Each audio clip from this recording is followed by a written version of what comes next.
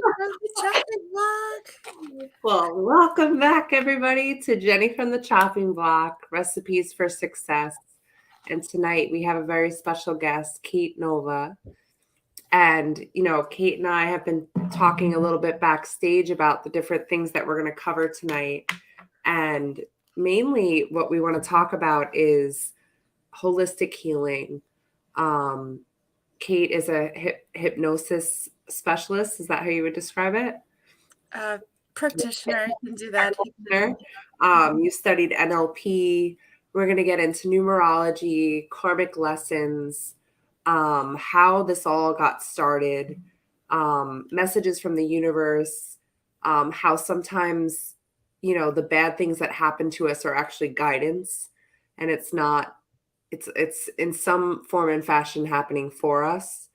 We'll talk about angels, trauma responses, and we're going to get into karmic codes and masculine and feminine energy.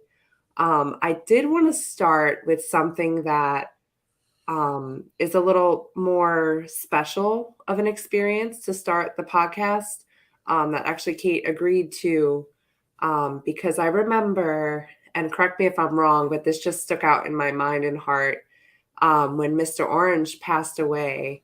You led a group meditation.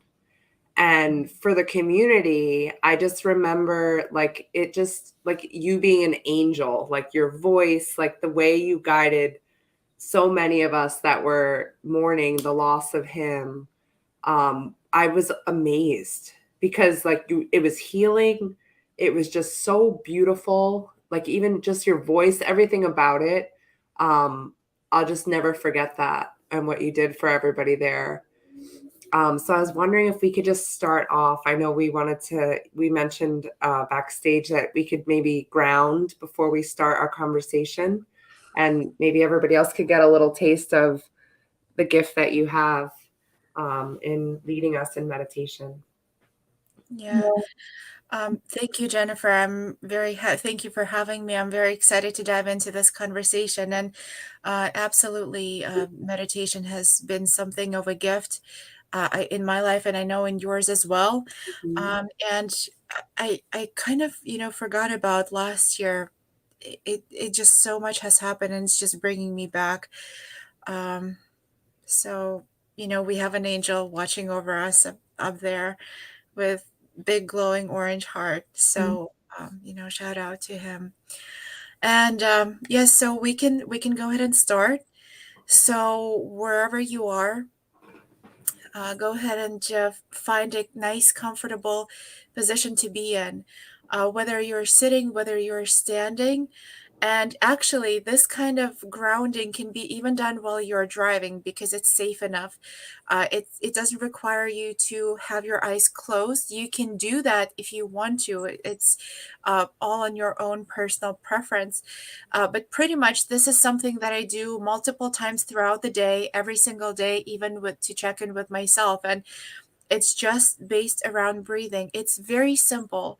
But again, just because something is simple doesn't mean it's easy. So it does, and I hope that you can take it on for yourself, and that will be a gift that you can continue on giving yourself on a constant basis. Okay, so as you're sitting comfortably, I want you to begin observing your thoughts, begin observing what you're aware of, and you might be becoming aware of the sound of my voice. And also, you might have thoughts in the background passing through. You might hear some sounds around you. And as you continue to hear my voice, I want you to point your attention toward your body. And as you're about to take your next breath in, notice what does it feel like, starting with the air coming into your nose. Feel the coolness of it traveling up your nostrils to the back of your throat and circulating in your body. Noticing how your chest expands Noticing the fabric of your shirt, your dress, your clothes, how they move against your skin. And when you're breathing out, the next time that you're breathing out, all you have to notice is how warm the air is. What does your rib cage, what does your stomach feel like as the air is going out, contracting? And this time, your clothes will feel differently. The fabric against your skin will feel differently. And with each breath in and with each breath out, continue focusing on how different the air temperature feels on your breath in and breath out. How the air travels in and out of your lungs. How your chest keeps expanding and contracting. Notice how your shoulders move.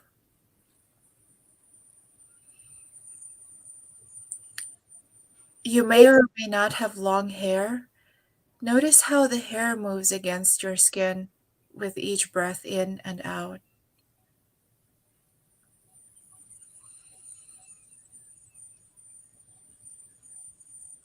And eventually you will start noticing this awareness of how the rest of your body is responding to each breath in and out, all the way down to your tips of your toes.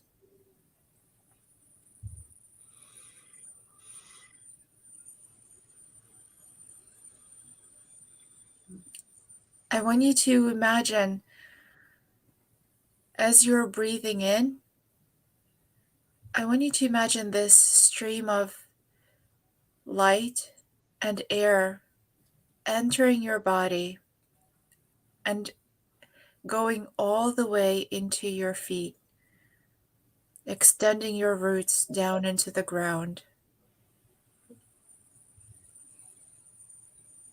And as you breathe out, this grounded energy comes all through your body, removing anything and everything that does not belong.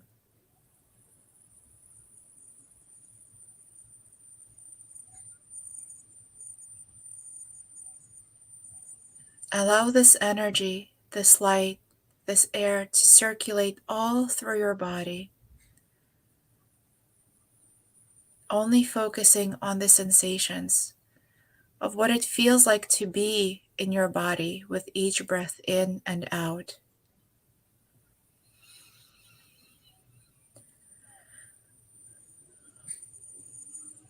And notice you might be feeling more calm, more grounded, more connected to your own center of gravity within you, bringing you back into your body, connecting you to your power, to your source of energy,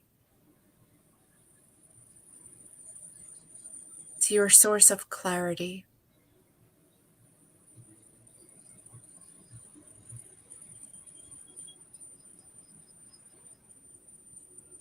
And as you do a few more breaths, you can start coming back to your surroundings while remaining in your body.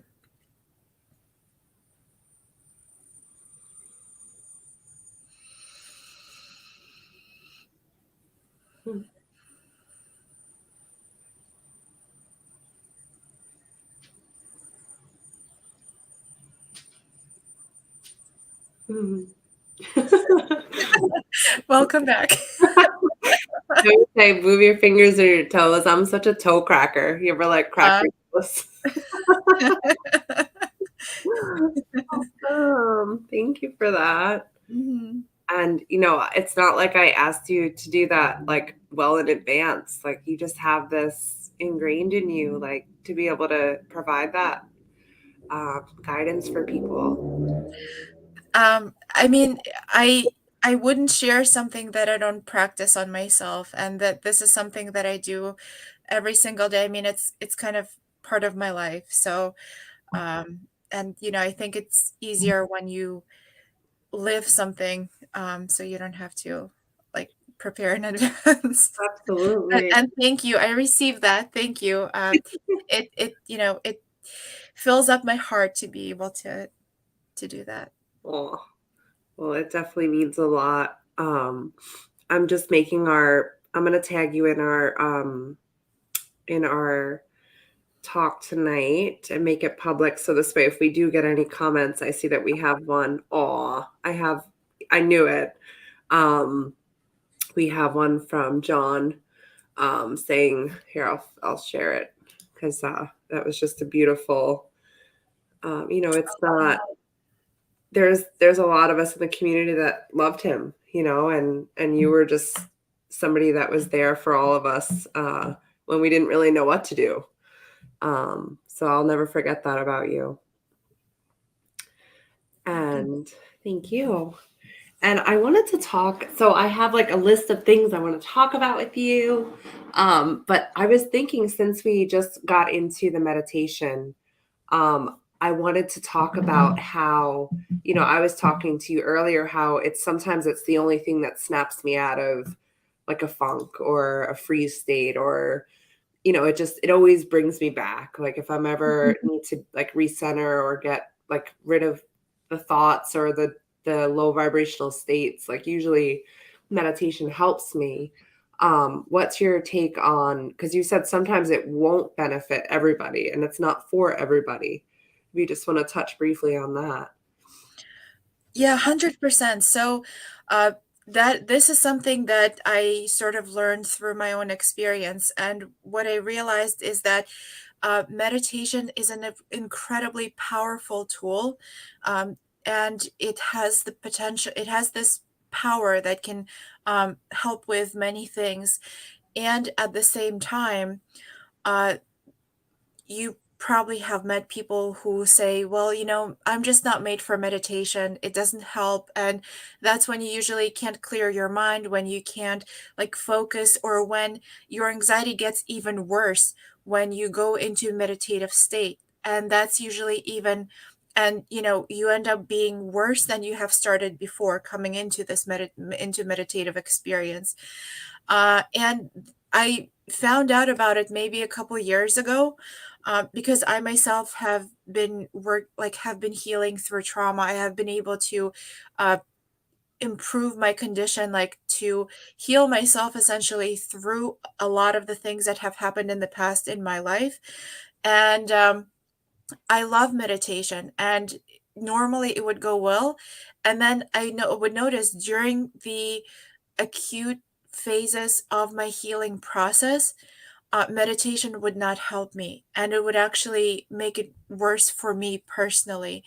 Now, I have a lot of experience working with my own trauma. I just want to say that I'm not like a licensed therapist in any way, where I have not, gone through specific accreditation to work with trauma. Um, all I have worked with is my own experience, and I have been able to help my friends and the people that I work with, of course, consensually based. Um, but the thing about it is that um, meditation requires a lot of going within, a lot of quieting down, recentering. And let's say if there's something on the inside that is acutely active or maybe even like inflamed, then going within will increase that inflammation. And so what I found is that there is this special way, like there is trauma informed meditation that actually works specifically with people who have experienced a large sense of trauma. And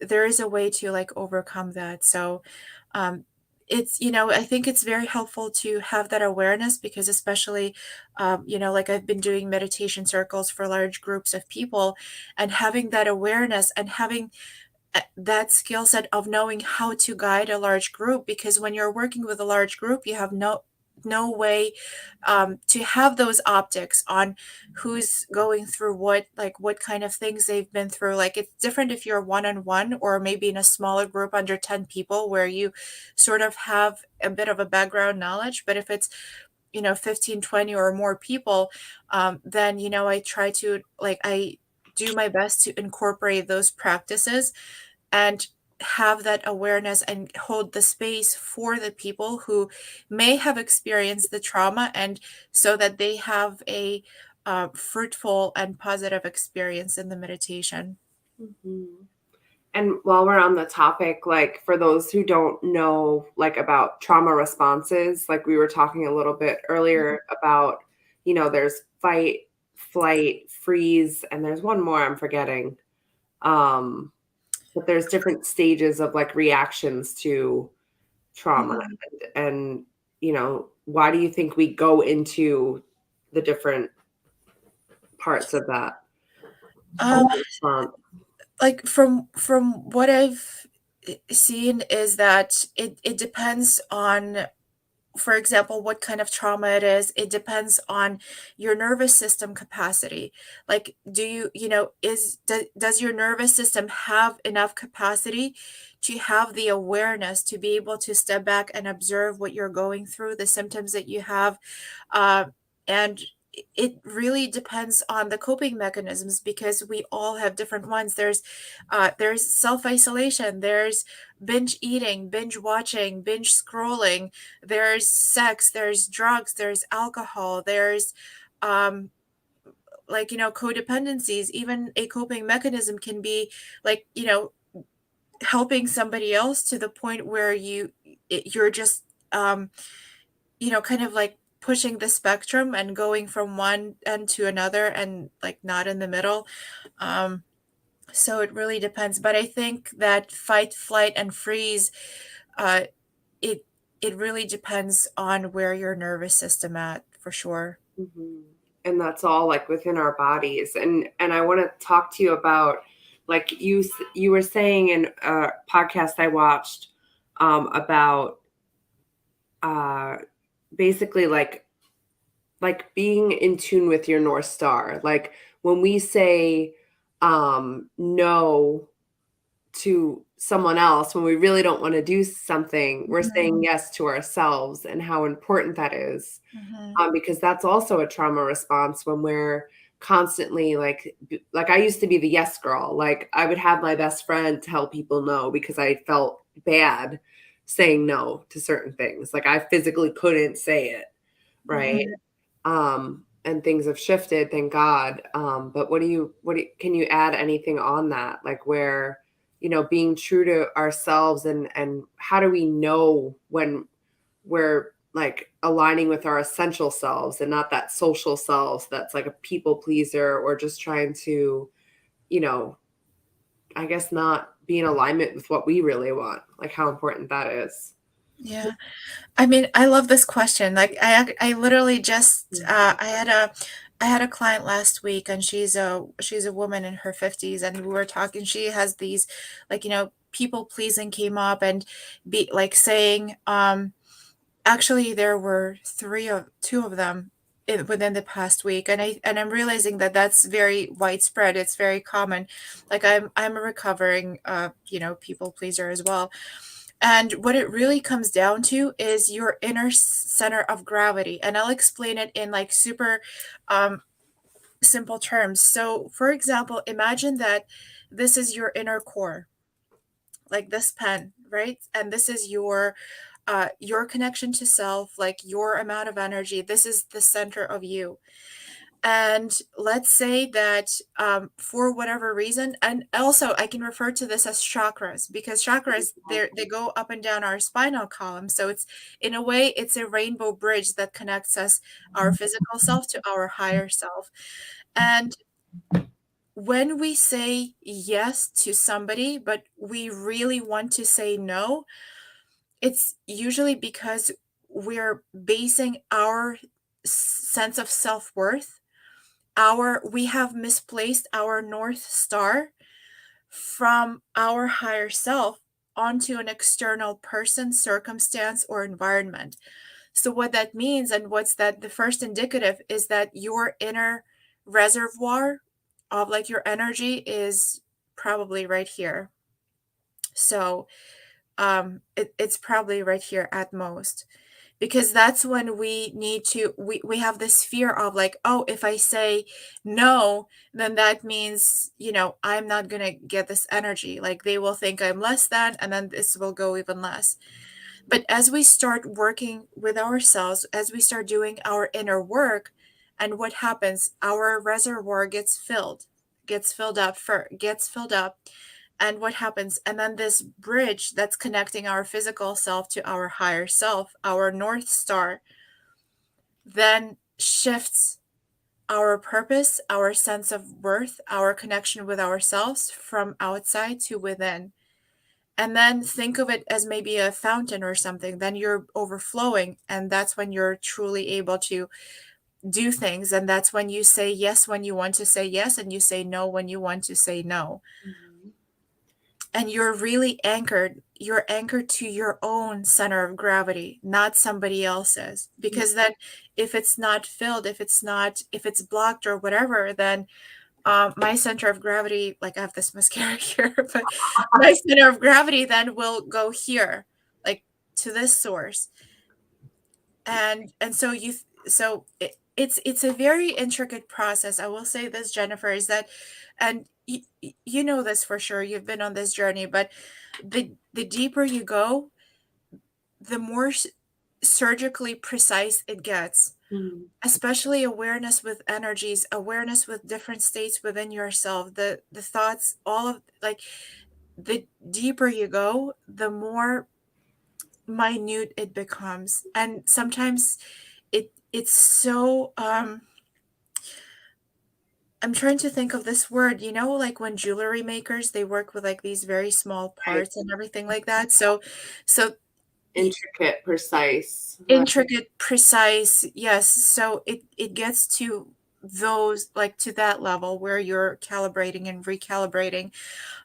Yeah, but I know for sure that the tendency to say to please other people usually comes to outsourcing our sense of like North Star, or our sense of worth even, onto like another person, Right. and not having this established uh, connection. I was talking about this earlier. I mentioned, a conversation I had with a friend earlier, and he was saying how he wrote out, like, because we were talking about impact on kids and how, like, we wish there was someone like us, to go and mentor someone like we were, like, Right. just to, at the end of the day, I think both of us align with the mission to help end human suffering. That's Tony Robbins' mission. And we were talking about how, like, what would you tell that young person? And today when I was, for whatever reason, I was thinking about, like, even Gary Vee was mentioned multiple times today, and a lot of his content is based on, like, not giving a fuck what other people think about you, right? And, like, but it's like interesting, like, thinking back to when I was, like, in high school and in middle school, like, that's all I cared about. Is Mhm, what, like, how was I being perceived? Meanwhile, people probably weren't even worried about me. They were worried about their own self, right? mhm, But it's just so interesting, and, like, you think about, like, people's worst fear sometimes could be public speaking, right? Because mhm, it's scary to get up and be judged and feel like, what you're saying is being, observed, right? mhm, Um, but I think there's power in, like, like not letting that get in the way of maybe sharing a message that could help, even if it's, I was saying, like, one or two people, like, seriously help them, right? I don't know, just 100%. like the thoughts I have. Yeah, and um, like I definitely agree with what you said, and uh, having a conversation with your younger self, or becoming. Oh, did I I'm disconnect? You're Did here. I freeze? You're Oh, here. okay. um, Yeah, the field is the energy field is wonky today. Um, but I wanted to add a micro distinction to that comment about Gary Vee and like not giving a fuck and all of like about what other people say and not giving an F about something or what other people think is it can come from two places.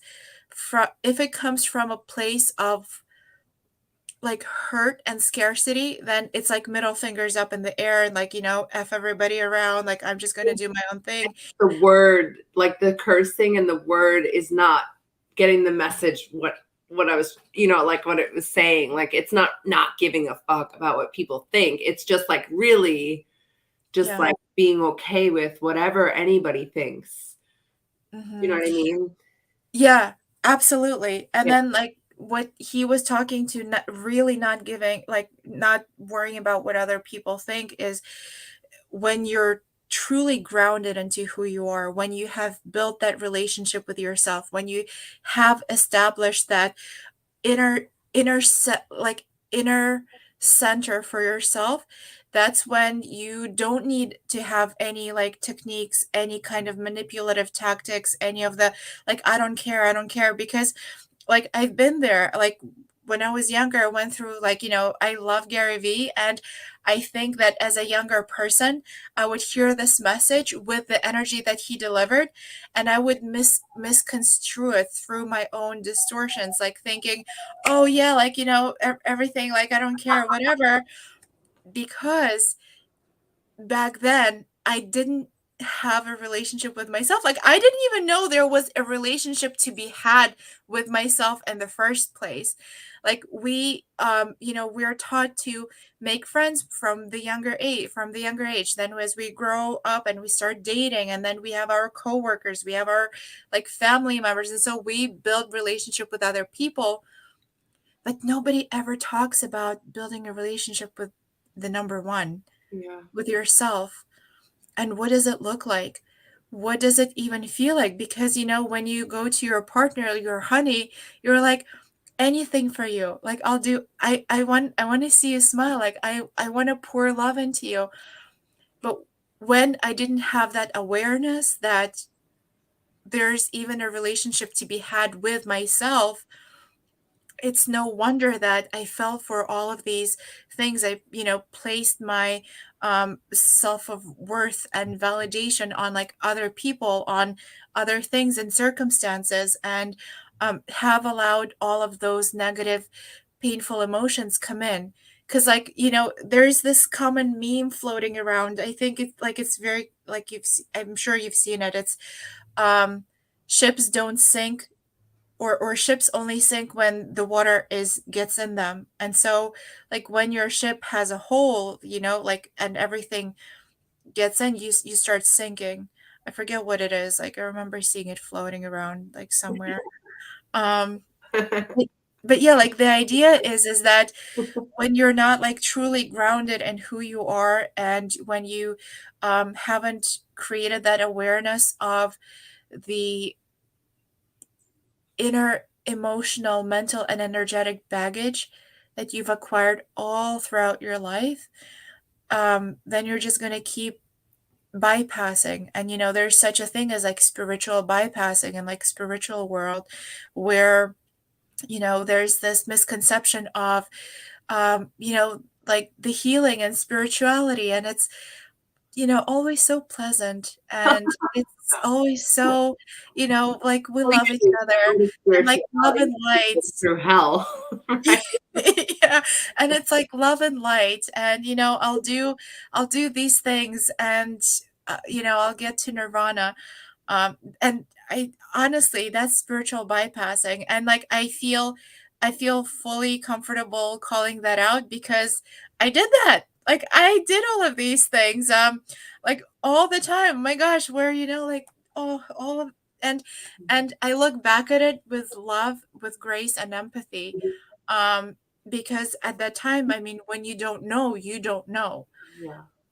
And it's only through life, when you start acquiring all of this um, awareness and experience. Like, I mean, honestly, for me, everything always comes down to self-awareness and having that awareness, and that stems from nervous system capacity. It starts from just, facing yourself. And even if there's like some kind of splinter, some kind of thing coming up, like, we were talking earlier, instead of running away and like turning to whatever, you you face it, and you face it gently, and then you start unraveling it and taking a look. I think I got off a little off tangent No, here. I it's forgot what I beautiful. was saying. Not at all.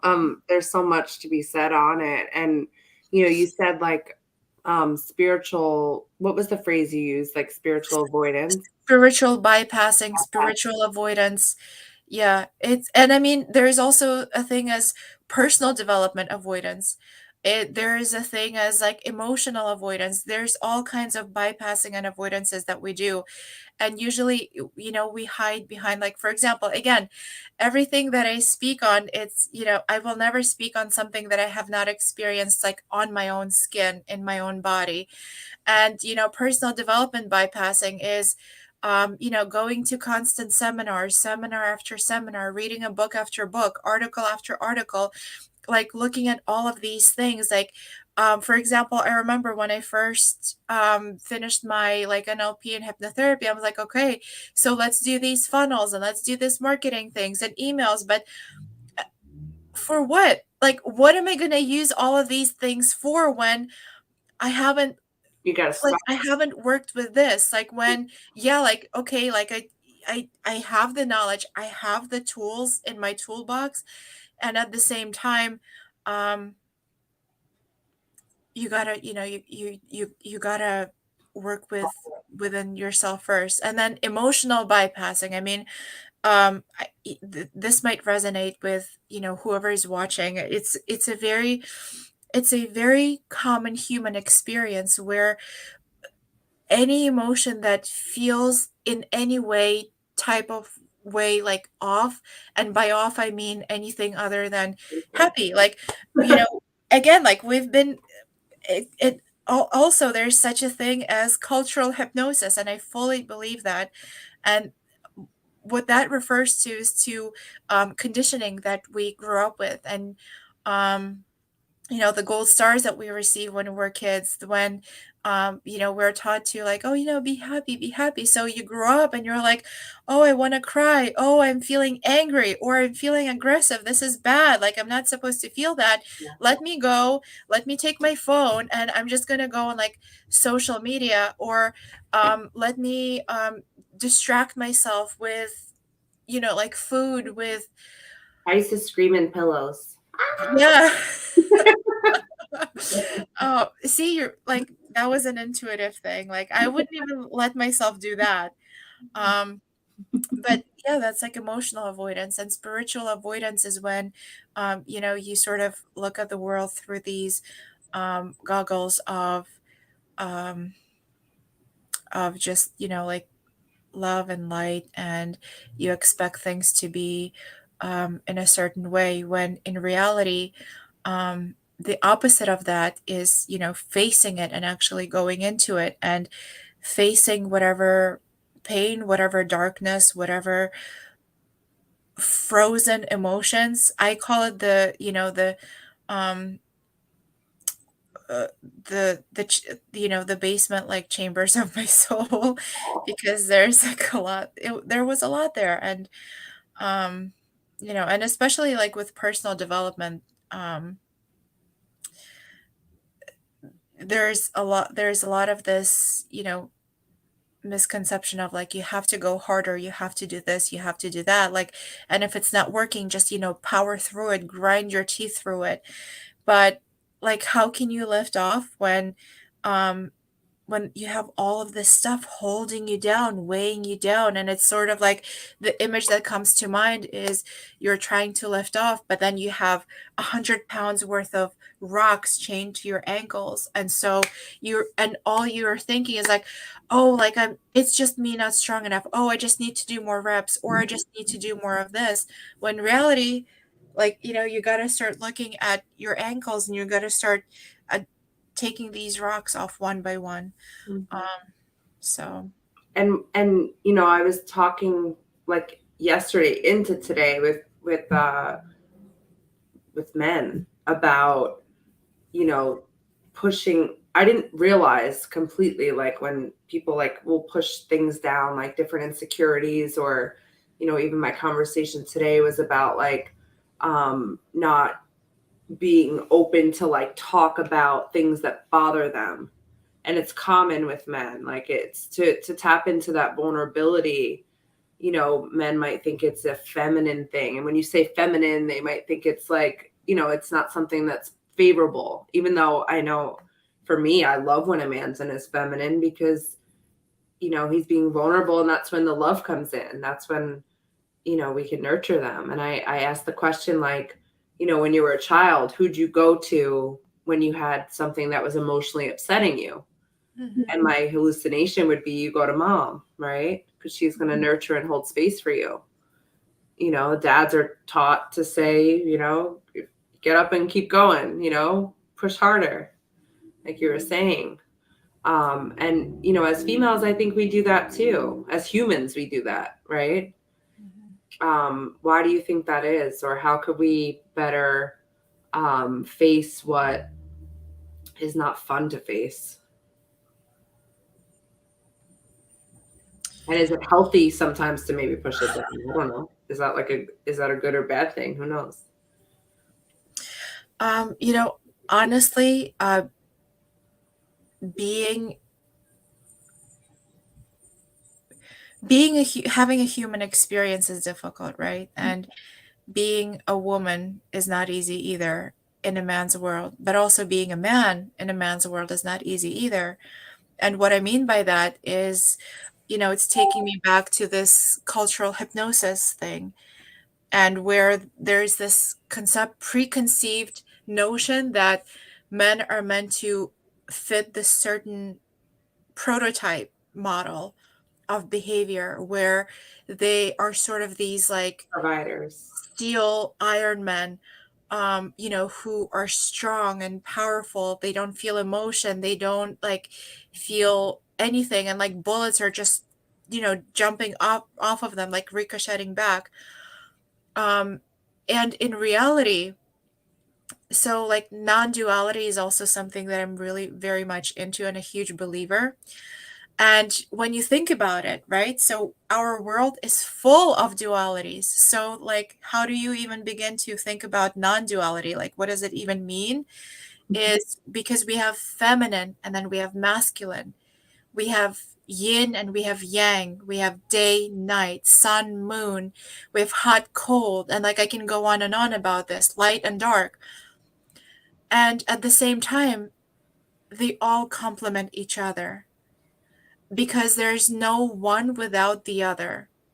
Like you can't have the light without the dark and vice versa. Um, y- so what does that mean? Like for example, imagine that this box of matches is like a coin, right? Just, this is heads and this is tails. So what does it tell you? There are two different parts to it, two different faces. But when you look at it, it's part of a whole. So that's when non-duality comes in. So this is masculine and this is feminine. And in reality, there's two separate things, but they're not. They belong to the same coin. I wish I had a coin here, but like you get the idea. Yeah, yeah. And so like with this whole masculine and feminine thing, with what you just shared about your friends that you have spoken with, that they have feel that they have this certain expectation that they are supposed to fill, is that um men are born with both energies just as women are. So pretty we all embody these two different energies. So it doesn't mean that if you're a man you're expected to have like be 100% masculine energy. No, like as how do I say this, in actuality, having a fully developed feminine makes a stronger man, Absolutely. like if that makes sense. Absolutely. And like and what I mean by that is this. So like a little fun fact about me, like I recently started to play basketball and I fell in love with it. I haven't played basketball since maybe high school gym class, and I would be always be like intimidated by the sport, and I would just watch these amazing athletes thinking that it's not for me. And then randomly, 3, 4 weeks ago, I went into this gym. It was empty, and I was just I'm gonna go do my warm up.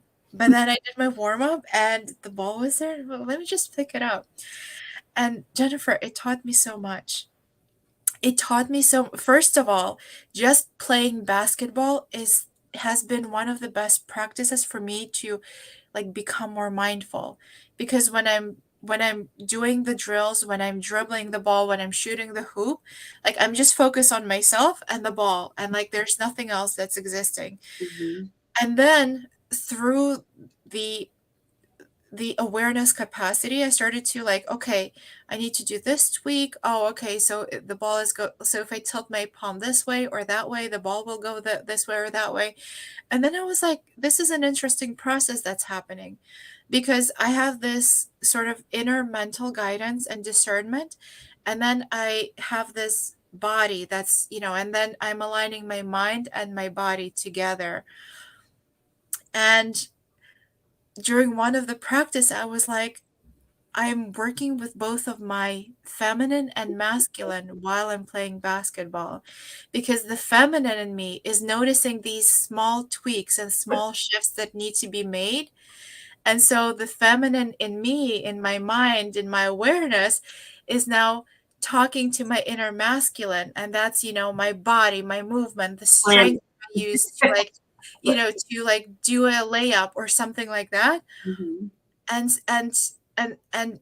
the amount of strength that I use to like dribble on the ball. And so that was an interesting experience to notice my inner feminine and masculine working together during that game. And that's what I mean in reference to men as well, because everybody has these energies. And so when the inner masculine is beginning to suffer, like they have been trying to um push things down into their awareness to ignore things, that means that they haven't been listening to their feminine. Their feminine is usually to acknowledge what they're going through in the first place, and just, realizing that this is natural. Like, we were born this way. It's not that they're going to be weak by, sort of like connecting within, like checking in, taking inventory. It's not a sign of weakness. If anything, it's a sign, it's something that will make them even more strong, even more powerful, even more present. And I think that's what, men can give, is one of the most wonderful things. It's their presence. I mean, like, you're around a present man and you're just like all of a sudden like, oh my God. So Yes. Um, so I wanted to ask you about your experience with hypnosis. It's actually been something that's on my radar, to maybe look into certain things that maybe I haven't been able to solve. And I actually got advice from one of my best friends. She's like, Jen, like something was really bothering me for a while. And I went and I did hypnosis, and we were reading Badass Habits together. And mm, you mentioned it during then, about just like how helpful it was for her. And I just want to hear about your experience, what got you into hypnosis, and how you feel it helps people the most. 100%. I love hypnosis. So how I got into it, it's through when I started to look into NLP, and I think the two kind of go hand in hand. Is but like the hypnosis that I studied is Ericksonian hypnosis and rapid transformation therapy. And they're both kind of, they're in the same vein, but with just minute distinctions in how each one works. And it sort of came naturally to me, because pretty much all my life, I had this tendency where I would like talk with somebody, whether it's like my friends or just anybody for that matter. And I would notice them like mellowing out, like starting to yawn, like relax. And then I'm thinking to myself, like, am I boring them? Like, No. what is happening there? Like, are they like wake up, like, hello, let's do this. And and it's I guess, like what you mentioned, it's just my natural tendency, like my whatever it is. And when I came to my mentors, my teachers, they were like, "Oh, welcome home." Like, Mhm. you felt, and I really did feel like it. Um, but I like to refer to hypnosis as meditation with a goal. That's Cool. all I like to refer to it to. Very cool. Because, yeah, like when you're meditating, you're already in this trance-like state. You're relaxed, you're connected, you're going within, and you're just there, whether it's like for stress relief, for anxiety relief, whatever. Hypnosis is when you're also guided, like if you're doing a guided meditation, but you have a specific destination that you're trying to get to. So that's how I like to explain it in less than, 5 words. Um, and ultimately, the whole experience of it and the whole purpose of it is to connect to your subconscious, Mhm. uh, and to excavate and clear out whatever has been pent up, whatever has been stored. Because truthfully, we do have our physical bodies, but our experience in our physical body is experienced through our mind. Like when you think about it, our whole life, our whole reality is perceived through this, through our mind. Because our body is there to collect sensory data, but then it's our mind that translates everything, and then it stores. It has, these different, like cloud or whatever, like storage units.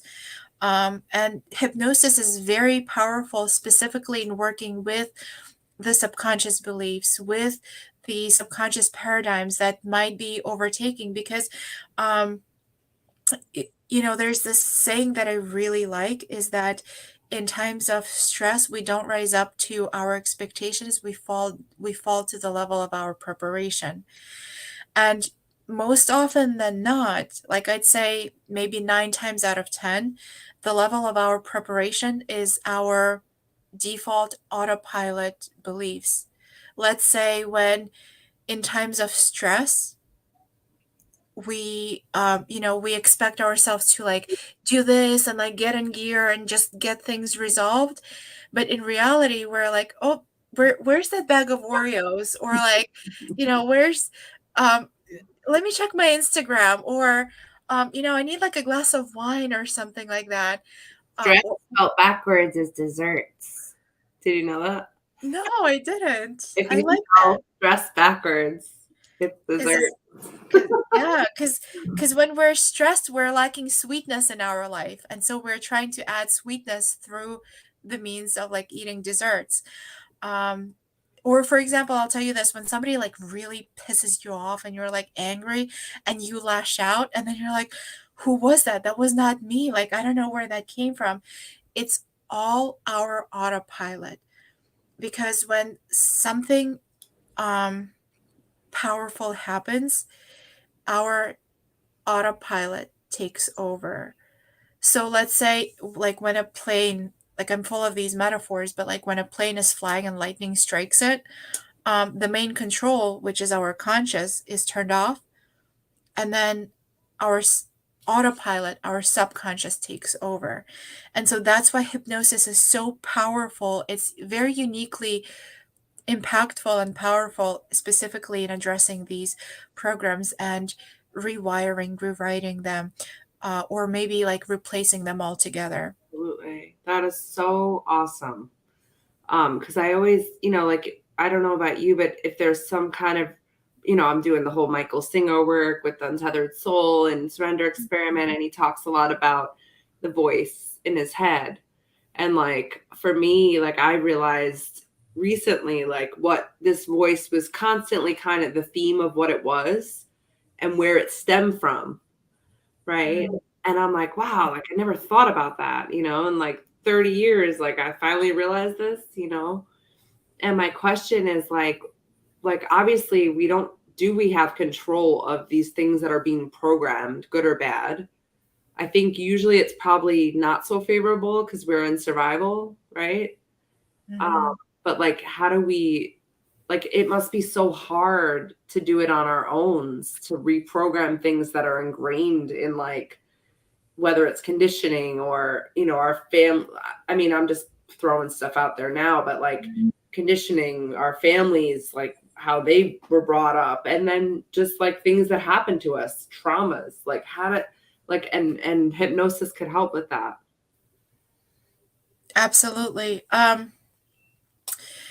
It all comes down to, again, self-awareness. I'm probably going to say it 50 more times today, but it truly starts there. Uh, for example, until maybe my mid 20s, there were, again, like this voice, this nagging voice, but in reality, it wasn't even my voice. It was somebody else's voice that Yeah. I have heard, but then I repeated so much until it started to sound like my own. And uh, in working with yourself, it's kind of like DIY. You know those pictures on the internet, like expectation versus reality? And then like expectation, the perfect like pie that is beautiful with this nice golden crust. And reality, it's like this little pile of burnt dough. thing. So with DIY, you can only do so much and you can only go so far because you alone cannot see your own blind spots. You Yeah. alone cannot know what you don't even know. Like, for example, if you don't have awareness, for example, if you don't have awareness of building a relationship with yourself, like, how are you going to start building it until somebody points it out to you? And so, of course, it's always helpful. I'm a huge proponent of working with other people. I've worked with a lot of therapists, coaches, with a lot of even, good starting point because uh, all of those things they do require a lot of money. Like it's an investment in yourself. It's like a second mortgage almost that you sometimes have to do. And I think for me personally, the way that I live my own life is I will invest in a good therapist or a good coach or a good book before I will go out and buy a pair of shoes or another shirt for myself. Because that investment will always return to me back tenfold with so much more impact. Um, and and especially working with somebody who has done it, who has gone through it, who has actual experience. Even like I've worked with people, I don't look at the letters behind names because I've been down that route, and I'm not like I want to make this very clear. um it's a very specific individual journey for everybody, and there's no two, it's not one size fits all. And so from my personal experience, like for example, I've been to 3 or 4 therapists who have like two of them had PhDs, one of them had like special thing like that. And like all I did was to bring up painful experience, like relive it, and then leave with, like more anxiety that I came in. And again, I'm not like saying that it's everybody. I have nothing against, like, I am all for trained professionals. And at the same time, for me personally, all I do is pretty much look at the person. And so I don't go by whatever like titles or anything like that is, because some of the best help came to me through another person who um, you know, one of them didn't go to college. I think they just finished high school, but they just had a lot of life experience. And at the end of the day, like we in the, like Tony world, we all know like it's the result that matters. It's what we get at the end of it that really, really matters. But again, it takes a village. It really, really does. And it takes your own personal commitment as well, because there's self-sabotage that Oh, gets in. So once you're getting to that place and you're like, okay, I'm going, I'm moving, and then whoa, holy shit, like what is happening? And then and then self-sabotage turns on and you're like, oh, okay, I'm done. Like you're going back to like old patterns. You're just like, I'm good, I'm good. we're talking about me, by the way. Self-sabotager. No. But But, but um it's because, like, and, like, I just, 2 seconds about self-sabotage. It's also an internal unconscious program because, I'm telling you, like, through hypnosis, and like I told you about the earlier about our different parts, is that there are certain parts that are frozen in a very specific time, place, and age, yeah, and that specific part is operating on our subconscious realm. And as soon when you start growing, when you start moving forward, all of a sudden that part gets alarmed and it's like, we have never been there. Like, for example, if it's a part of you that's like 12 years old or even 18 years old, and she's like, whoa, like we have never been there, danger, danger, alert, alert. And then that's when like self-sabotage kicks in. yeah, And she thinks, I saved your life, Jennifer. You're welcome. Like we're safe again. But then you're here like scratching your head, like being frustrated, like what the heck happened? I don't understand. Well, it's because your conscious Jennifer, who's like, in her 30s, is not fully present to the subconscious Jennifer who's like 12 years old. yeah. So, And that's so interesting because you don't realize, like, that that's possible, right? Until you experience it. Or like, and oh it's yeah. a forever thing. Like, am I going to be, 50 or 60 and still have that inner child? Maybe even I've seen it like throughout different relationship groups and stuff, like how people, are not only adults, they're like older adults that still Yeah. have parts of, and it always like I developed a lot of compassion for people realizing that, because there's parts of us that almost it seems might not ever heal. Is that fair to say? The only way it will never heal is if there's no awareness of that. Yeah. Um, and the second step would be even if there is awareness, but if there's too much pain, and so then the person like bypasses it, then it will never heal. I've seen it plenty of times. I've seen it in people who are in their 40s, 50s, like 60s, 70s, especially, you know, my like culturally I came from like I was born and raised in Russia.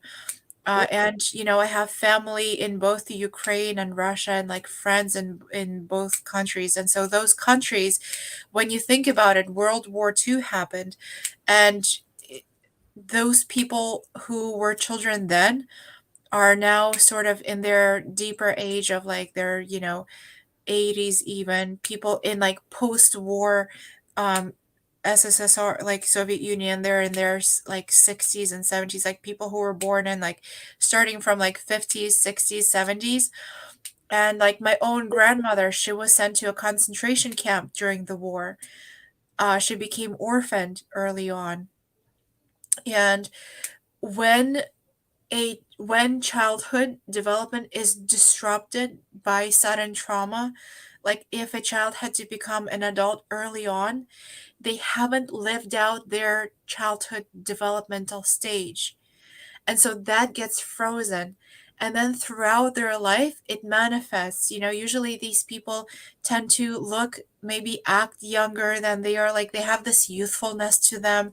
They, an unlived, unfinished childhood. They enjoy playing with toys. Like, you see this adult person in their like 50s and 60s, and they're playing with their grandkids and they're having a better time than their grandkids are having. um, and it's completely normal and natural to have that like inner teenager. Like if you haven't gone, so for example, one of the my things is like my inner teenager, because when I went through immigration, was like 12 going on 13. And so my first year as a teenager, I didn't speak. I went through a lot of trauma, a lot of bullying. I had to become like step into this adult version before, and so I kind of went from a child to this young adult. And my and so we were talking earlier, like my inner teenager is it has been needing a lot of attention and a lot of work and a lot of like acknowledgement and processing. So yeah, like it's very common to see that in older people, and some people live their whole lives without even realizing they it's just thinking that this is who they are. Yeah. I was just born this way. I This is just who I am. This is just the way things are, without realizing that there's a different version of themselves that's possible, a version of who they truly actually are Mhm. underneath all of this built up layers and like Yeah. built up shells, walls. Yeah. And we were talking about earlier how, my friend was saying he wrote like a letter to his friend's son about like things maybe he would want to hear. And it was like this beautiful masterpiece, right? And it made me think of like how like a year ago I did some inner child work. I don't know if you've ever like Mhm. experienced like where you were guided through whatever it was, and I was able to go back and like nurture in the moment something I didn't even realize like affected my life. It was actually revolving around my weight, like I felt like it upset somebody else that I was, the way I looked, and it was just something I didn't even realize, I guess, consciously till I went back and like let the little girl know me, that it was okay, and that, Mhm. just like these little things you don't even realize sometimes that affect you long term without Mhm. like having the gift of being able to go back maybe and nurture that part of yourself, right? Because how would you know? 100%. Yeah. Yeah, 100%. Mhm. And that's the thing, and that's when uh it comes to, being around people and like being open to different things and being open to different resources. And karmically speaking, we all have different karmic lessons that we're meant to go through. And so they come to us at different, they sort of activate at different stages in our life. So, for example, you might start seeing like some people just randomly coming into your life or some random resources, and that's because there's it happens because you have completed a certain karmic lesson, and now you're moving on to that next stage, and that's when, and it might seem purely accidental for you to like find that person or have that conversation or hear that specific phrase that will shift your whole view of the world. But in reality, it's because on an energetic plane, you have completed something very important in your specific a journey to like ascension to like your soul's mission, and that's when it was guided to you, and that's why you attracted it, because we're all at the end of the day energetic vibrations. Like our cells vibrate at certain frequencies, and so when we complete one cycle or when we pass one lesson, we become a match to something that was meant for us to begin with.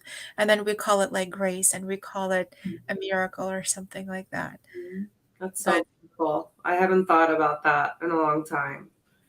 Um, mhm, I mean, I think about karma and stuff with Master Co. He's always talking about, he brought up something the other day about like if like giving charity in a child's name. And I just thought that was so beautiful, mhm, because they can't attain it themselves yet, right? mhm. Just like different things, just to think about. Oh, there's a lot. And I wanted to ask you, so hypnosis, we got into karmic lessons. How about the NLP? It's huge in coaching and helping. And what has it meant to you, and how has it helped you help others? Maybe. So my favorite thing about NLP is submodalities. So the submodalities are based on our sensory perceptions. There's visual, auditory, kinesthetic, gustatory, and olfactory. It's based on our five physical senses that we recognize. Um, And all it does, it has, uh, number one, it has helped me to expand my own self-awareness, to work with my own nervous system, to be able to de-escalate whatever emotion like I was going through. Like for example, I have like a mostly kinesthetic person, and so whenever there's something that's coming up, I'm like, okay, let's connect back. Let's come home. And also in interacting with other people and working with other people, like working with my clients, it's so helpful because it gives an insight into the blueprint of their world, into their way of thinking, into their patterns of thinking, and to differentiate if it's their thinking or if it's their adapted thinking that they got from somebody else. And it comes through many different things. Sensory acuity is definitely one of them. Watching their body movements, like breathing, things like that. It's all so intricately beautiful, and I think it's the most beautiful thing when you get an insight into another person's world. I mean, it's magnificent when you're able to look into your own world and to identify the landscape of your own mind and like your beliefs and things like that, and to realize that you're actually not a visitor but you're an owner of this landscape. And like if I want to, I'll make a garden. If I want to, I'll build a skyscraper. If I want to do anything, I can combine both. I can, bring California and, color, like, I don't know, like West and East Coast together if I wanted to, because this is my world now that I am in. Mhm. And that's one of the most beautiful gifts I think that NLP has given is the insight to that.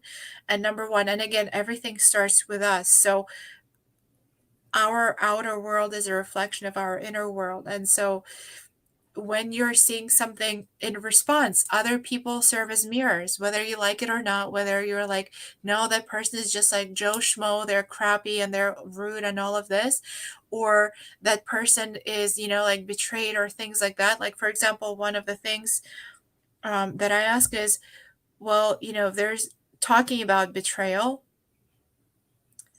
If that happened, then I'm like, okay, at what level am I betraying myself? Absolutely. Because, and like,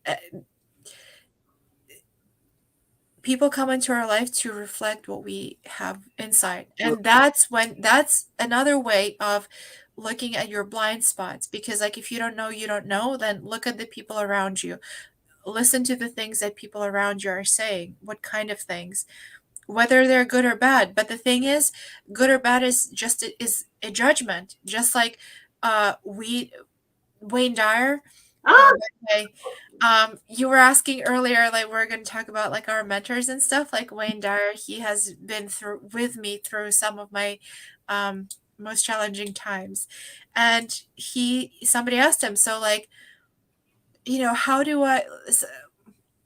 do I stop judging or something like that? And he asked them, well, tell me what's the difference between a flower and a weed? mhm, And that woman said, flower smells nice and pretty, and weed is, like it's nasty or whatever.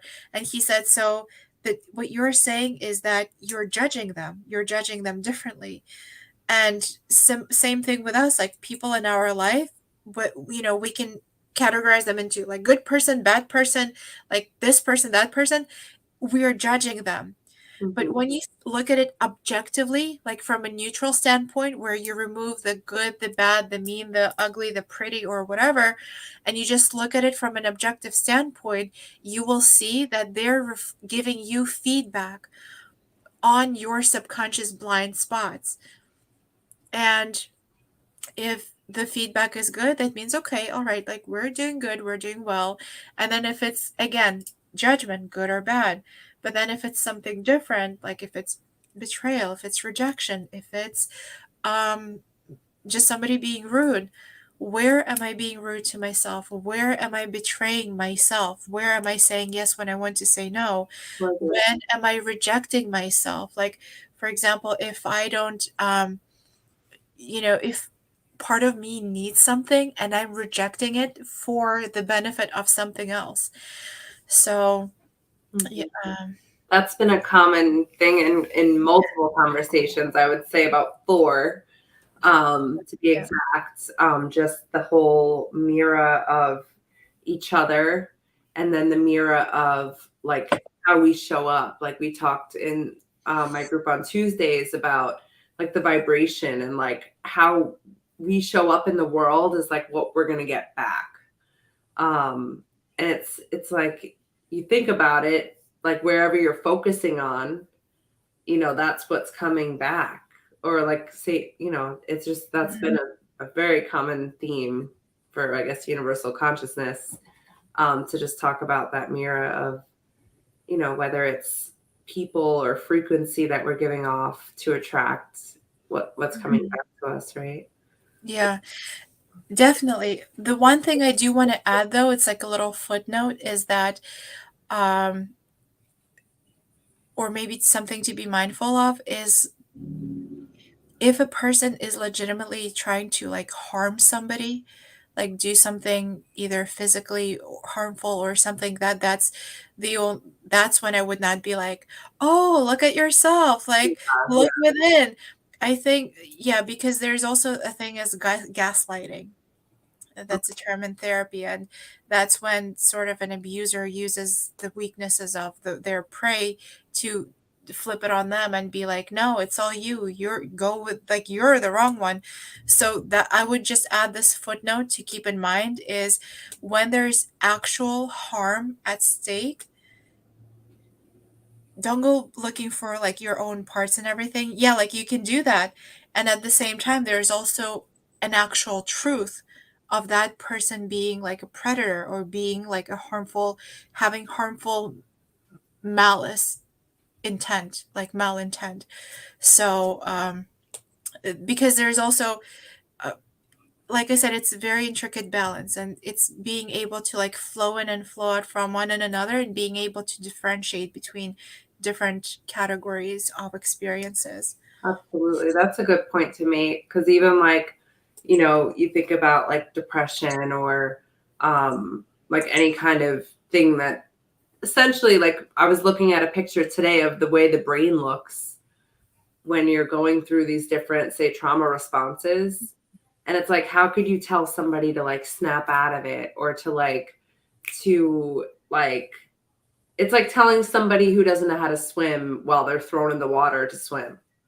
Do you get what I'm saying? Right. It's like it's not, or I don't know if you get what I'm saying. Like, It's like differentiating when there's actual danger present.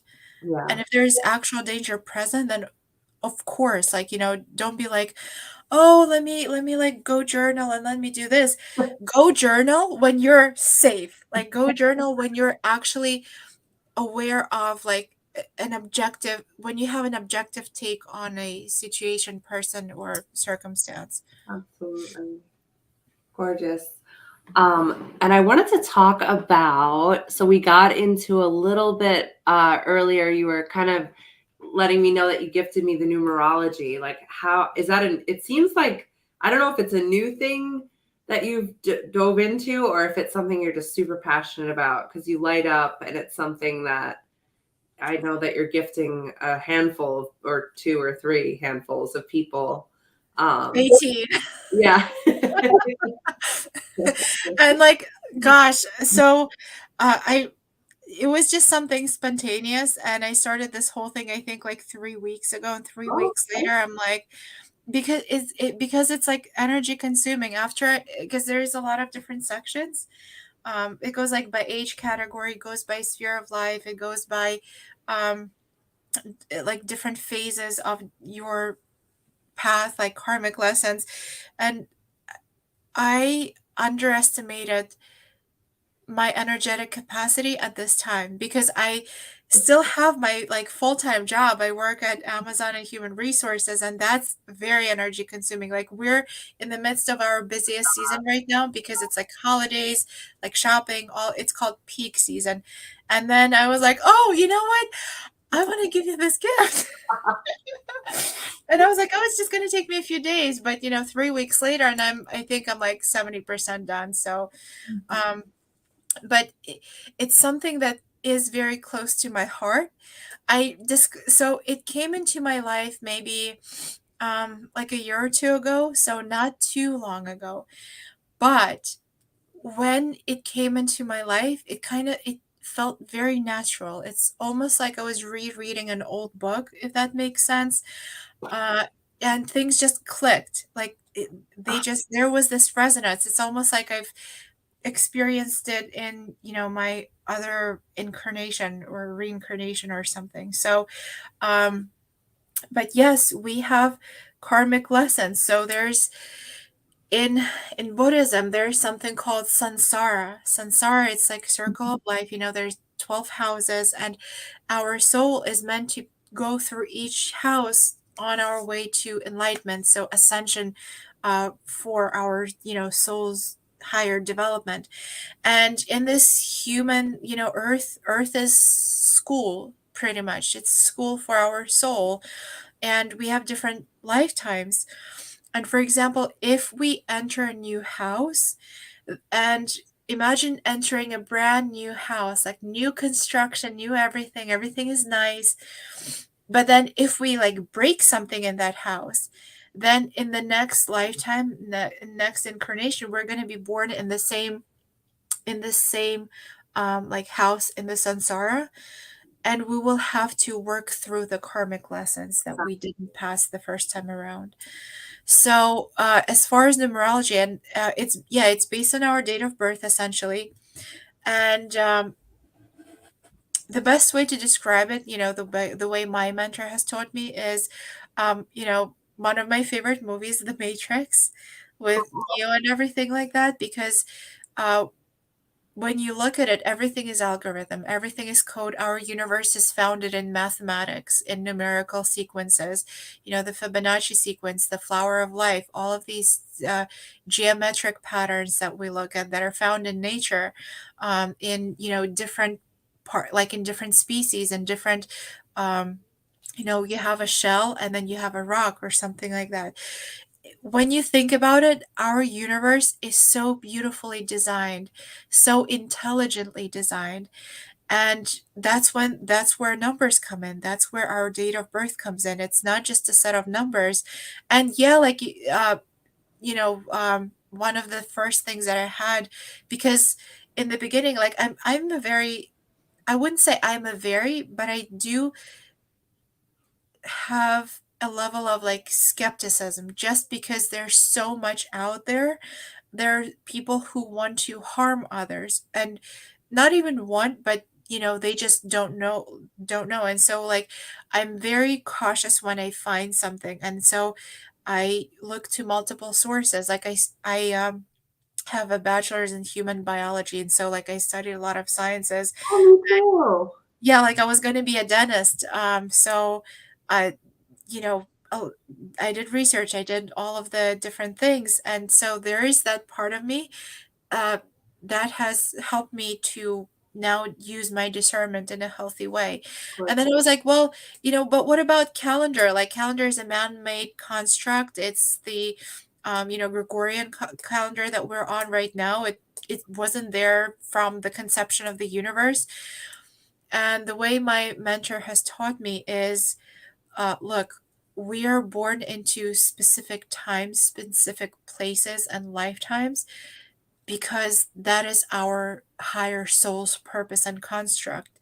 So all of these things are taken into consideration. So, whatever, even though if it's like something man made, it was already considered. And then Carolyn Mice, she talks about like soul contracts, like spiritual contracts, all of these things, and they're all taken into consideration. So numerology has helped me a lot. It has helped me to resolve some of my trauma. And there were parts in my life where I kind of felt like I'm just spinning a wheel in the same place. Like I did the meditation, I did the journaling, I did the regression, I did the hypnosis, I did the NLP. But what's going on? Like, I'm not moving out of this specific section in my life. And the missing puzzle was numerology. And that's when the karmic lesson came in. That's when realization of um, the things that I was doing without even realizing what I was doing, because there are energy draining and energy giving things. There are, you know, energies when we operate out of the low vibrational and high vibrational energies. And so if we're in low vibrational, we're not passing our karmic lesson and we're not fulfilling our contract. Oh, wow. And that's why you when you start doing something and then everything just falls into place, your first of all, the way how you're feeling is better. If people start coming into your life, it's because you have set in motion a specific contractual karmic sequence of events. Like Jennifer, it's really cool. It's Beautiful, fascinating. exciting, and I just thank you for sharing, what you've shared with me so far even. It was just really, inspiring to me, and, I was thinking today, like, part of my freeze was actually part of my surrender experiment, and, I'm diving into this journey with, a handful of people of surrender, and it's like it's happening, and it's a beautiful thing. It's not it's meant, it's that was my message. Mhm, It was the surrender and what that gives us. And you mentioned something twice. I don't know if this is part of your glow, but you mentioned how you felt like what you were doing you've done before. Like, and in the book Surrender Experiment, Mickey Singer talks about how when he starts to write in code, it seemed to him as if he knew it all along. Meanwhile, he's teaching himself. There was nobody that made this yet. So it's so interesting how, I'm hearing this again through you twice tonight about how it felt like I've done this before. It was just came natural to me. And mhm, maybe that's when we're in alignment with what we're meant to be doing, it seems. mhm. Absolutely. Mhm. We we have our conscious mind, and our conscious mind is what perceives our visible, physical, tangible reality that you can smell, touch, see, like hear, feel. And like the thing about that is we all have a sixth sense that is not fully widely accepted j- on the same level as our vision hearing, and the sixth sense is our intuition. And what intuition is, for example, while vision is meant to see our outer reality, our hearing, all of the things, our intuition is connecting us to our higher self. And that's our sense that connects us to the unseen world. Because, well, I mean, like, what is unseen world? What is all this like airy fairy stuff and like woo woo and all of that? Okay. Um, what about Wi-Fi? Um, is that airy fairy? Like, what about like microwaves that heat up your food? Is that woo woo? Mhm. No, it's there. Like, it's part of physics. It's science, but we can't see it. Like, we can't feel it. We can't smell Wi-Fi. Like, nobody knows what it smells like. Does it even have a scent? Probably not. And so it's just tells us that our universe is our world is full of the things that we are not equipped to see yet. Our science has not caught up yet. And that's what I mean by intuition. It's when, like, our gut feeling, everybody feels it. It's just a matter of, how well are you connected to your intuition that ultimately connects you to your higher self. And Mhm. that's when you have this intuitive call, intuitive pull, and like recognizing of something. It's because your soul has, um, you know, you've done it at a certain point in one of your lifetimes, like, and perhaps that's your specific mission that you're meant to do. So, And when you talk about numerology, like, I don't know, I guess 2 years ago, I've always seen, like, I mean, the last 3 digits of my Social Security number is 777. So I've always, like, been like, attuned and aware of, like, angel numbers. I was seeing them, and it might have been, like, I thought at the time, maybe I'm just seeing all this because I'm in such a traumatic situation that I'm looking for some kind of, when you're in a lot of pain and turmoil and you're scared, like you're going to look to God, you're going to look to, different things to guide you. And I was seeing like all these angel numbers. And what do you think? Is there any, in your opinion, is there validity to that and like how they communicate with us? And do you believe in angels? Of course I do. I do believe that. I believe that we're guided and protected by something that is so much bigger than us. In the invisible realm, like in this world that we cannot see in our physical bodies. Um, as far as validity goes, I can speak to my own experience. Do I have a peer-reviewed, scientific journal article and study that studied, like angel numbers? I don't think that exists, at least not yet. Yeah. I'm just gonna say that, not yet. Um, but yes, I do see validity in it, and I'm very attuned. Like I've conditioned myself to be attuned to different signals, to different signs, um, to our spiritual world. For example, the animals that I see, the birds, like very connected to our natural world. That's the wisdom of, uh, you know, uh, Native Americans, the Indians, the wisdom of this planet that is so wealthy and rich and in all of this wisdom. Um, and yes, numbers as well, because uh, as I said earlier, our world is founded in mathematics and numbers, and everything is pretty much code. Like even when, like scientists look at our electrons, neutrons, protons, it's all numbers. So how can you not believe into that? How can you,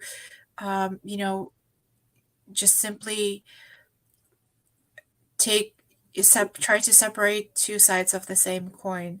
So even though what we call as angel numbers, repeating numbers and things like that, it's still very much part of our world.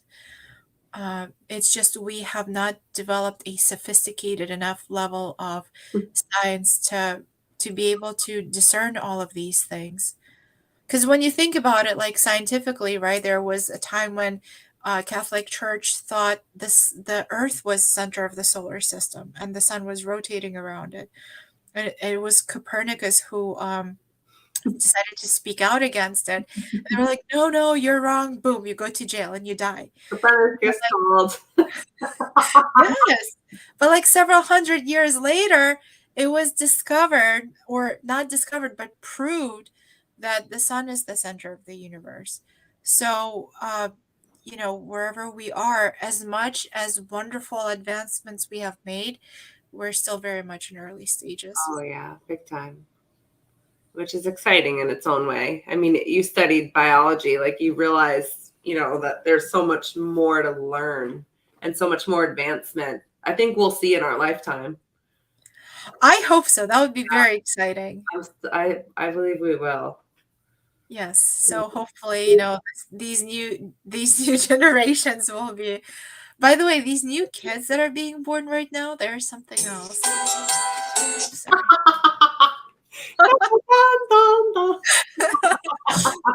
It's What my do you mean? favorite sugar plum fairy. So cute. So let's talk about these kids, Kate. What do you mean? There's something. Uh, about kids? Yeah.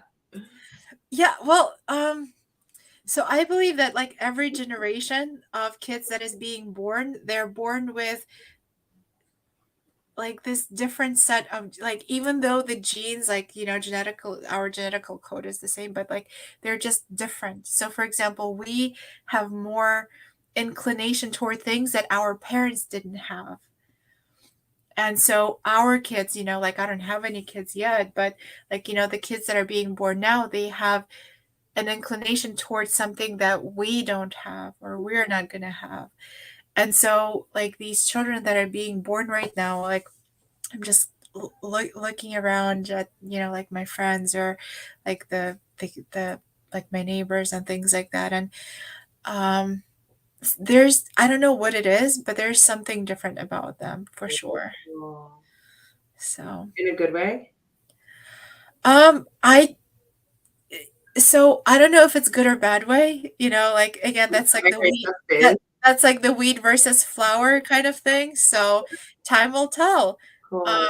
but it's just something different about them. I have a good feeling about it, honestly, so Yeah, yeah. Well, it's like I was in Sedona with a group and, we were just really going, we were questioning things and setting intentions. And I looked out at the Red Rocks and I felt like I just had a flash of like all our ancestors and all like the people that I've lost in my life. And just as a reminder, like everybody that's came before us has like paved the way for Mhm, us and like to appreciate that. And mhm, like what you're mhm, saying, like we're paving the way. Maybe it's to expand our consciousness. Maybe it's, mhm, to somehow, I don't know what the purpose of all of it is. But to not forget like the people that like, mhm. you know, Have put come in, before us. yeah, put in their whole lives to get where they got, even in our own families. Like Yeah. you mentioned your grandmother who, she had to experience that suffering. And like how did that affect you and your family, and how did that show like strength, like what were the gifts that gave you, or like we didn't have to deal with that. We've dealt with our own spiritual struggles and our own pain, but to think about maybe and to think about personal development, this is very new. I mean, I don't even think it was really cool. I was like a totally different person. I think badass. You are badass. I only thought I read it because I thought it was cool because it said badass on it. Mhm, And that kind of was my gateway drug to Tony. mhm. Um, but I'm just saying, like, this is still very new. Like, our parents didn't have the tools to navigate their feelings. They just trucked on and had kids early. Like, so Yeah, it's interesting to think about that part too. absolutely. Yeah. 100%. Um, yeah, like, for example, my grandma, like, even my parents, there's absolutely no way that they had this wealth of, like, access to all of this information that I have, and of course, it makes me very grateful. Before, when I was younger, though, I would experience so much guilt because, like, how come do I get to enjoy this life when, like, my grandma was in, like, concentration camp, and like my grandpa was like in a war, and and like they went through so much pain and suffering. But, like, I worked it out in therapy, and the thing is that they survived and they have lived so that our lineage, so to speak, is continued and carried on, and so that I can be here and alive right now. And so instead of like looking up back with guilt, I look forward, harnessing the power of these incredible people that have persevered, Mhm. survived, thrived, lived their lives. And doing the math, like, it takes two people to create a person, so it took two people to create me, and then it took two people to create each one of them, and then two people to create each one of them. And so, like, going back and back, I don't know, like, it's going to be millions and millions of people. Like, how badass is that to realize that behind my shoulders are millions of people who survived 100% of their hardest days and passed on their life force and Mhm. passed on this incredible gift of life. So that was a super powerful, like, reframe for me, or like realization, because I took something that I like distorted and flipped and used against myself, and now to go from that disempowering place to a place of being grounded, rooted, and fully owning this power. So, uh, you know, I want to say that even though it's been over a couple of years now, it's still relatively new, because when you spend almost 30 years of your life like in this guilty state, it's not gonna resolve in like a year or even 2 years. It's gonna take some time, just like that belief took some time. Yeah. um, and I do have my moments. I'm like, what is this and that, and it's okay. Like, I'm okay with that. I'm accepting of that, and I move forward still, Mm-hmm. even with those things. Beautiful. Well, I Mhm, think we covered everything. mhm. The only thing, yeah, I think we covered everything. Maybe if you just want to touch on like mentors just a little bit further, because we talked about Wayne Dyer. Was there anybody else that has just really impacted your life or helped you when you weren't sure, um, where to go with the different teachings you're learning or something that just really impacted you and why? Uh, well, yeah, I mentioned Wayne Dyer. He actually came into my life first when I was in high school, like when I was going through some of my difficult times. But because I didn't have that awareness, I was like, why did I keep seeing him all the time? Like, why does he show up all the time? I don't know. Like, with this like old man talking on his stage, like, what is he talking about? And it was like until my 20s, I was like, oh, I get it. That's why. So he was one of my first like mentors who came into my life. And I mean, he still very much is. Um, Tony Robbins came at a very critical time in my life as well, like during it was a dark period in my life. So um, he came in at the right time. And then, through that, I was able to move forward in my growth.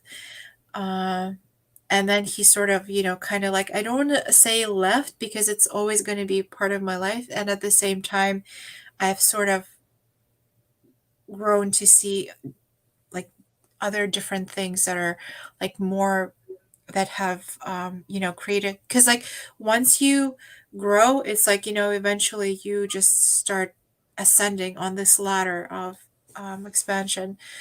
Um, who else?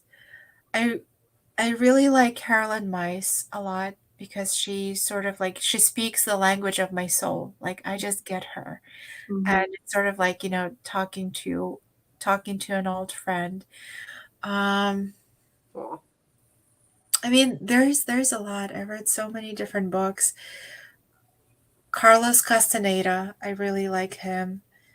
Um Neville Goddard, he talks a lot about like the mind and everything. Um, I'm just like looking at all the books that I have, like trying which ones did did that catalyst for me. Mhm. But in reality, I want to say that my biggest one throughout my whole life, it was like my grandma. Like, I had a very special connection with her from like we have the same name. And I think that's part of that because I believe when you name a child after an already existing family member, there's like part of their karma that's being passed on. Ooh.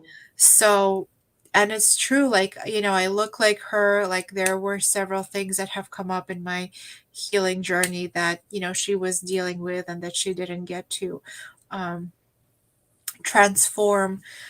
um She's still with us? no, she was like 62 when she passed away. So uh, because her health was like when she was in concentration camps, like it just did a number on her body, on everything. So unfortunately, she was very young when she passed. Um, but I still feel her presence all the time. And I want to say that, she's been like my guiding light. Oh.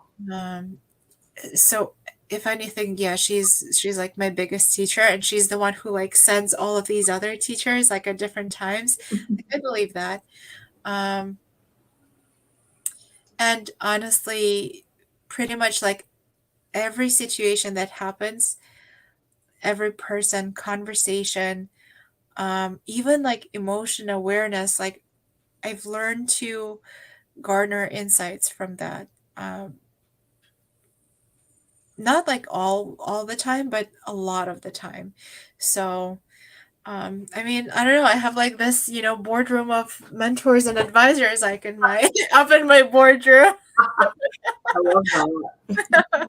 Yeah. One of the chapters in Think and Grow Rich, like to go around the table and ask them questions, but you're the CEO. So it's interesting you use that analogy. I 'Cause don't think I read that book. I know that it's really big in the personal development. I need yeah, to it's like read it. source material. But Yeah. it talks about having a board of advisors, literally. Oh, awesome. I Mhm. love that. See, it's like frequencies. We tap into these frequencies, and we, sometimes we don't need to read the books. The Mhm. not because it's already here. Like all the wisdom, all the lessons, they're already here.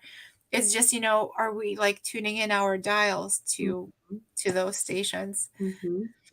And Kate, I have three more questions for you. Sure. So one is, what is your favorite food and or recipe? Mm-hmm. As I do want to eventually tie this into my passion for food. And then if you could have a superpower, what would that be? And then anything else that's on your heart that you want to share that we haven't spoke about. Okay, so the food. How do I pick? um, Maybe something like that's your go-to right now, like that you just love, like it never fails.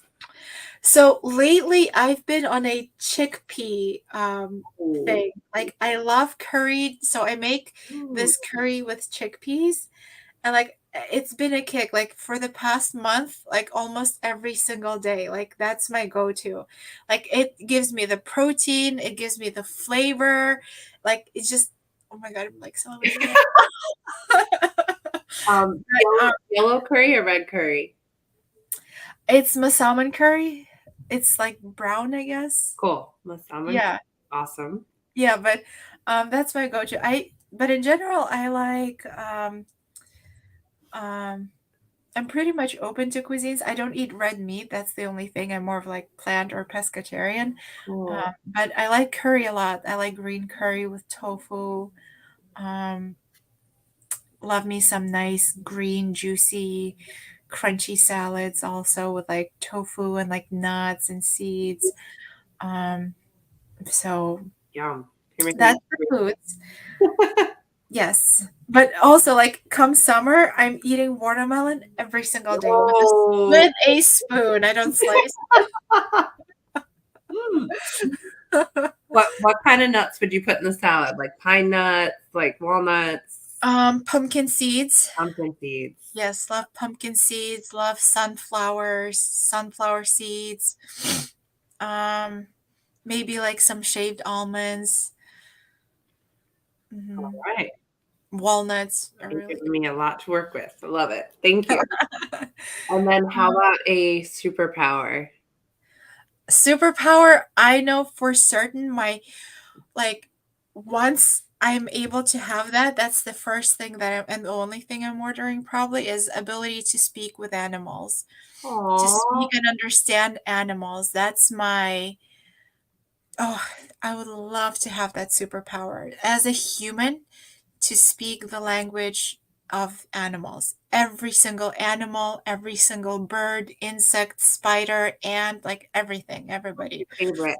Do you have a spirit animal? Wolf. Ooh. Mhm. What about the wolf do you love? Wolves, they're kind of misunderstood. So they're kind of like, you think like lone wolf and this and that, but in reality, wolves they have this, they're connected to the spiritual world. Oh yeah. They have wisdom. They have courage. They're great leaders. The leaders of the pack, they are always like in the back and in the front. They make sure that the oldest and the weakest ones they follow them so nobody gets lost out of the pack. So they take care of their pack. And there's just something about them that has always called out to me. So, Love it. I love mhm, that. They're yeah. very Very protective, very safe, very Yeah, something guy. I want to look it up. I'm curious now. they're very protective. Actually, I have where is it? I have this book about spirit animals. I don't know, maybe I moved it to a different bookshelf. I don't remember. Oh, there it is. So this is a really great book. Oh, Animal speak. Cool. hmm. So pretty much, when um, I noticed that in different times in my life, I encounter different kinds of animals, and Right. so like I always look them up in here. There's like a really good selection too. So that I don't know if there's any other books, but this is I has love been it. too. I'm definitely going to look into that. And is there anything else, Kate, on your heart that you want to share? Maybe when I asked you to do the podcast, you thought of something that you wanted to talk about or something maybe we left out that's on your heart.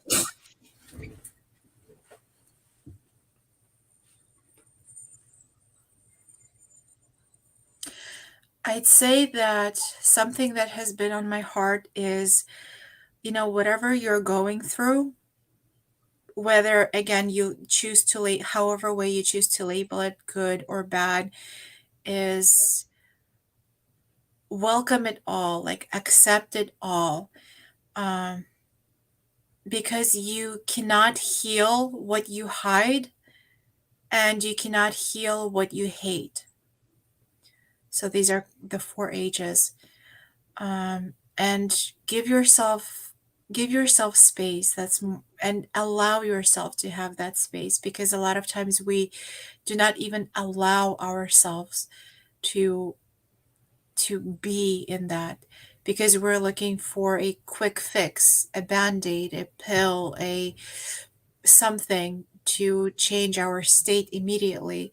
And we've been conditioned to be like, no, just flip a switch and you will be in a different time.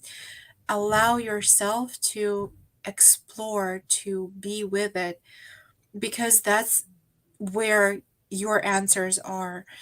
And this has been like several seasons that I've been in, for sure, because your answers that we always seek so much are in the very space that we're hiding, that we're running away from, that we're hating. Mhm. Um, and so, having that courage and permission with yourself to be there. Gorgeous and couldn't be any more timely.